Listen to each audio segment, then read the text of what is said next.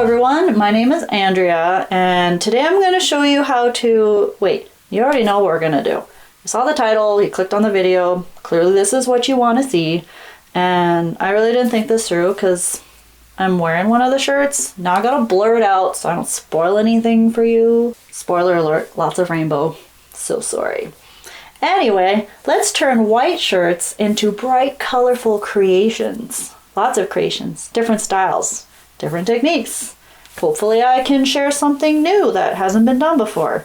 Chances are it's already been done. But yeah, let's get to the video.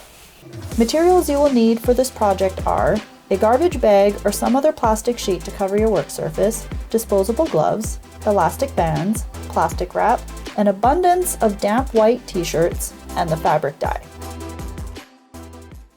So first you want to remove any jewelry. I took my rings off. Then you want to fill up each bottle to the line at the top. Pretty brain dead easy, I must say. Then shake that up. Whoa, I'm not off to a good start. Just keep shaking until you don't see any more powder at the bottom. And then just fill up the next one.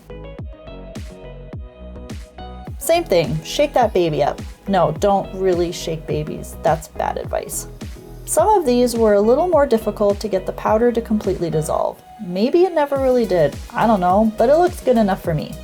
I don't think you want to see me fill each and every one, so let's move on to the shirts. So pristine, so beautiful, so new. Let's change its life forever. Okay, so this works a lot better if your shirts are damp. I ran mine through the rinse cycle in my washing machine. So here's the fun part, deciding the first design. I'm going to do that traditional spiral. So just like a blank canvas, you get to decide where you want the spiral center to be. Maybe not there for certain reasons. I'm going to put mine right in the middle at the top. Then you just want to pinch the center and start twisting. Good thing I didn't pick that last spot. Would have been some uncomfortable twisting going on. So you want to keep your fabric laying pretty flat. I just kept smoothing out those bottom folds. See there? Trying to keep those lines straight. I don't really think this matters, but I do believe it gives a nicer, smoother, rounder spiral shape. Does that make sense? Once you have that all twisted up, you want to ensure it doesn't go anywhere.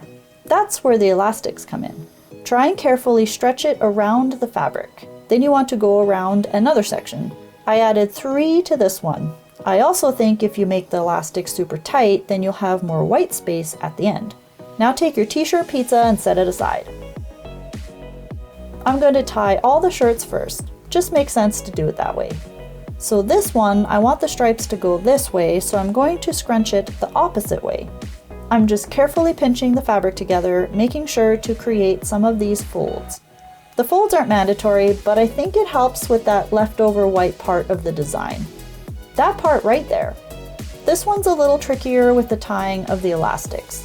I started at one end and just wrapped the elastic around until it looked tight enough. Then you want to add another elastic, leaving a gap. Same thing, just wrap that around.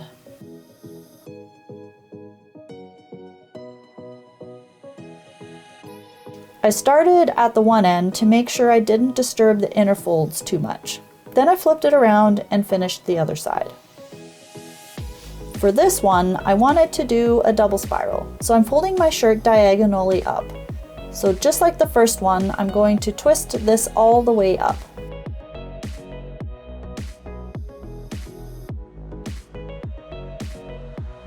Then again with the elastics. Another t-shirt pizza, how fun. For this one, I wanted to do a heart. So you can either pre-draw this or imagine this heart line and wing it like me. I folded the shirt in half first. That's right, really push hard with your finger. That's exactly like drawing it. Then I pinched the shirt together along that invisible heart line. This is where the first elastic will go. I tied this really tight because I didn't want that going anywhere. Then I smoothed the rest of the shirt out. Kinda looks like a ghost here. Then I just added the rest of the elastics. I'm gonna speed these up now because I'm pretty sure you get it now. Ooh, this next one is the whole rainbow from top to bottom. Yeah. So I'm pushing the sides of the shirt to the middle, then you got it, elastics. For this one, I want to add little bubbles. Yeah, really don't know what to call these. I just pinched parts of the shirt to create this little, nubby. I tried really hard to be symmetrical with these. I kept that first line straight along the center. Then the next row I put between the first. So the pattern started looking like a diamond. So I'll just finish the rest of these. There, lots of nubbies. Now it's time to get dirty. Make sure to wear those gloves. Now here's where you get to do whatever your little heart desires. Currently, my little heart desires a rainbow. I know, shocking. I started in one of those pizza slices and worked my way around following the rainbow order. Then I flipped it over and repeated it on the back.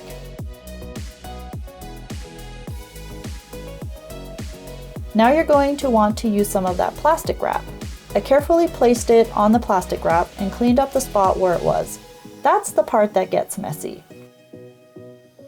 Then I went ahead and wrapped up that bad pizza. Victim number 1 is done. Let's move on to victim number 2. Ooh, another spiral. Let's just repeat that exact thing again. Real original, I know. But hey, I'm using the lighter colors for the blue and green this time.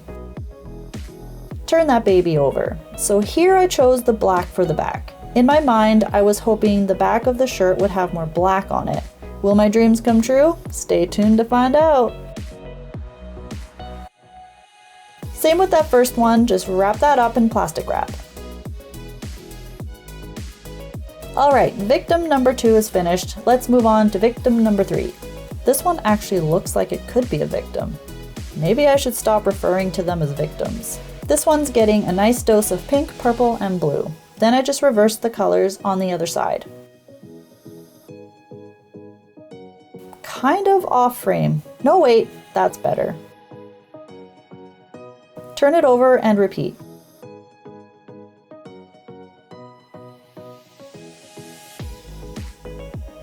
Once again, wrap that up.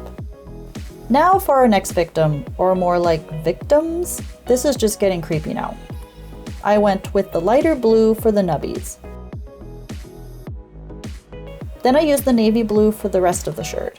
I know, not a rainbow, trying to live a little outside the box. Since this one was a little larger, I squished the sides together to wrap it in the plastic. This one is the one I made to resemble an X. I think I lost the t-shirt tying footage of this, probably why I'm so confused later on. So just a whole lot of yellow and green going on here.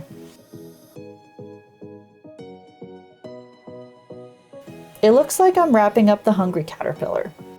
Yet another one that didn't have the tie-up footage. I think this one also is like an X. This one is the top to bottom rainbow. Pretty self-explanatory here.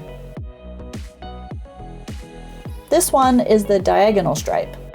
Rockin' the orange, purple, and blue range. That, and it was about all the dye I had left at this point. So this is how many I made out of that kit. I'll try and reference which one of these matched the end shirt result, since there are clearly more here than I had footage of. I don't know what happened there. Then you want to leave these to sit overnight. Nighty-night shirts. Alright, bath time. Time to see what we created. I unwrapped each one separately and rinsed it under warm water. It all depends on how much dye is stuck in the fabric to how long it takes to rinse out. But trust me, it will eventually become clear. Oh, and I forgot to say you should probably use those gloves again. Once you got most of the dye out, you can go ahead and start unwrapping the elastics. Ooh, this is my favorite part. The reveal! It's so bright! I rinsed it some more until the water was almost clear. So after you're done this, you just take all of your rinsed shirts and just run them through the wash like normal. Skipping ahead to the nubby. I'm not going to show every shirt being washed. that would just be boring. I was super curious to see how this one was going to turn out. That's actually pretty neat. And last but not least, one of the spirals. Still hard to imagine this pizza is going to look like a spiral. Super cool, so traditional.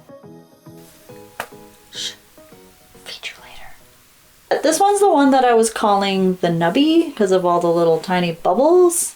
Yeah, I know it's not a very good name, but it's what I called it. This one I think is my favorite for different. Oops. Whoa, get back on there. Nobody told you to go anywhere. And I think I actually like the back better than I like the front.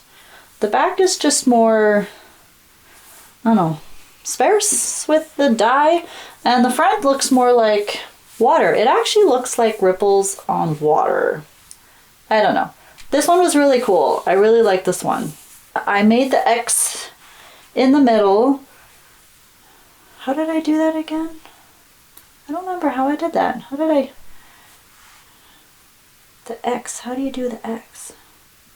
You fold it in half and then you scrunch it sideways? I honestly don't remember how I made the X.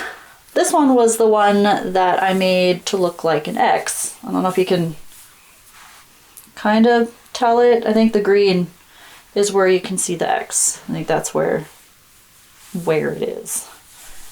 This one was one of the ones that were done as a spiral, and then I did the black on the back side. So while you think the front would turn color and the back would turn black, it's not really the case. The black kind of just went in between the colors, so instead of all the white, you had black, I think, how that works. I don't know, tie-dye is a gamble. You do and you get what you get, so pretty happy with it. It's pretty... There's like distinctive lines. The black is like the border around the lines. This one's another X, or I guess you could call it a diamond if you wanted to call it a diamond. I like the colors on this one. They're very bright. I feel like I've worn this one a lot more than the rest because clearly the brightness level between these are... This is faded, so expect your shirts to fade to about this, I think. This one was the double spiral, so where I took it and folded it in half that way. I think this was one of the first ones I showed, I can't remember. And yeah, same thing, I did the color on the one side and then I did the black when I turned it over. Kind of reminds me of a tiger. Just this part here. This one, clearly one of my favorites, rainbow top to bottom, including some black, because I don't know if I should have done purple on the bottom. Clearly I should have done purple on the bottom, but didn't really think that through. So black or navy or whatever color that is, that's kind of what I ended up with. The diagonal stripe. This one was actually really cool. It turned out really cool with all the little white lines in it. I don't know. I thought it was pretty cool. This one was just a regular spiral, and I wish I would have used a bit more of the brighter blue, but turned out still good. It's not bad. It didn't have as much white as I wanted, but once again, it's tie-dye. You don't really get to choose what you get. It's what the clothes want to give you. And this one was neat because this one was the heart, the one where you had to imagine your line as you did it. Probably could have dipped down a bit further in the center, but other than that, it turned out really cool. I like the colors. And this one's just the original spiral. I think a lot of the tie-dyes are usually a spiral because that's just the original tie-dye style, I guess. I don't know. If you get to try any tie-dye t-shirts, please tag me on Instagram at Amazing-Andrea1. That's with underscores. I would love to see what you create. And yeah, that's about it for the video. I will see you in the next one. Bye!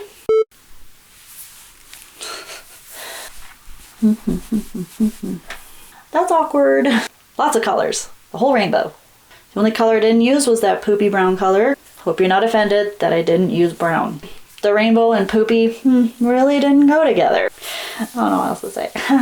Anywho. Please share. Do I wait?